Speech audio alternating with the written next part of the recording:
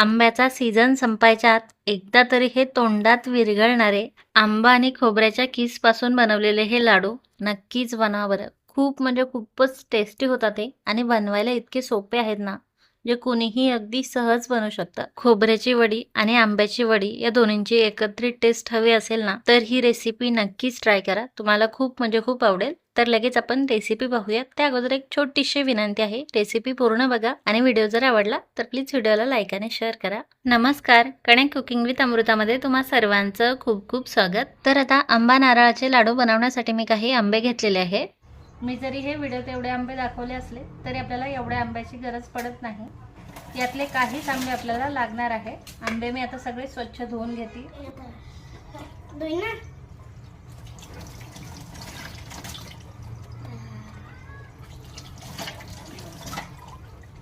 काही आंब्याची मला दुसरी अजून एक रेसिपी बनवायची, त्यामुळे सगळेच आंबे मी धुवून घेते. बंद करणार. आता हे आंबे असे स्वच्छ धुवून झाले की आपल्याला साल काढून याचा पल्प काढून घ्यायचा आहे. अशा प्रकारे साधारणतः अर्धा ते पाऊण किलो आंब्याचा असा गर काढून घेतलाय मी. याची आता आपल्याला एकदम स्मूथ पेस्ट बनवायची आहे. अशा प्रकारे रंग किती सुरेख आलाय तुम्ही पाहू शकाल. लालबाग आंबे वापरलेले आहेत मी. तुम्ही केशर घेऊ शकता किंवा हापूस देखील घेऊ शकता. आता हा पल्प आपण थोड्या वेळ साईडला ठेवूयात. लगेचच एक नॉनस्टिक कढई गॅसवरती ठेवलेली आहे मी. यात आता 1.5 वाटी डेसिकेटेड कोकोनट घालते. मेजरमेंट घेण्यासाठी घरातील कुठलीही एखादी वाटी किंवा कप सेट करायचा आहे आणि त्यानेच आपल्याला सर्व मेजरमेंट घ्यायचं आहे. आता हे डेसिकेटेड कोकोनट आपल्याला अलगद असं भाजून घ्यायचं आहे, म्हणजे अगदी 1 ते 2 मिनिट फक्त. याचा आपल्याला काही रंग वगैरे बदलवायचा नाही बरं. यात जर हलकासा ओलसरपणा असेल तर तो आपल्याला काढून टाकायचा आहे फक्त, जेणेकरून आपले लाडू जास्त दिवस टिकेल. आता डेसिकेटेड कोकोनट असं 2 मिनिट भाजून झालं की आपल्याला आंब्याचा पल्प यात घालायचा आहे. जेवढा आपण डेसिकेटेड कोकोनट घेतलेला आहे ना, तेवढाच आपल्याला आंब्याचा पल्प घ्यायचा आहे. 1.5 वाटी डेसिकेटेड कोकोनट घेतलेलं होतं, तर 1.5 वाटीच यात मी आंब्याचा पल्प घातलेला आहे.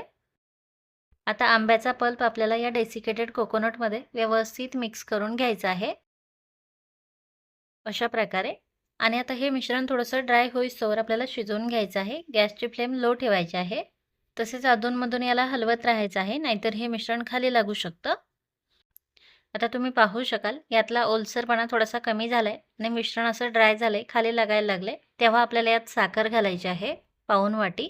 आंबे कितपत गोड आहे त्यानुसार साखर थोडीफार कमी जास्त लागू शकते बरं. साखर देखील या मिश्रणामध्ये आता व्यवस्थित मिक्स करायची आहे. साखर मिक्स करून झाली की साखरेला असं पाणी सुटतं. तेव्हा परत आता हे मिश्रण थोडंसं ड्राय होईपर्यंत आपल्याला शिजवून घ्यायचं आहे साखरेच्या पाण्यामध्ये. कारण यामुळे डेसिकेटेड कोकोनट छान सॉफ्ट होतं आणि मग लाडू तोंडात ठेवले की विरघळतात.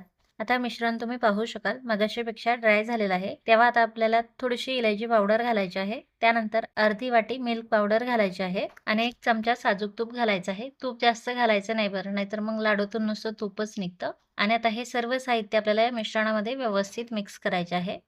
मिल्क पावडर घातल्यामुळे लाडूला खूप छान टेस्ट येते, त्यामुळे असेल तर नक्कीच घालायचं आहे आणि नसेल तर स्किप देखील करू शकता. पण मग हे मिश्रण तुम्हाला खूप जास्त वेळ आटवून घ्यावं लागेल. कारण मिल्क पावडरमुळे चव तर येतेच, पण हे मिश्रण लवकर घट्ट होतं आणि लाडूला छान बाइंडिंग देखील येते. त्यामुळे मी सजेस्ट करेल असेल तर नक्कीच घाला.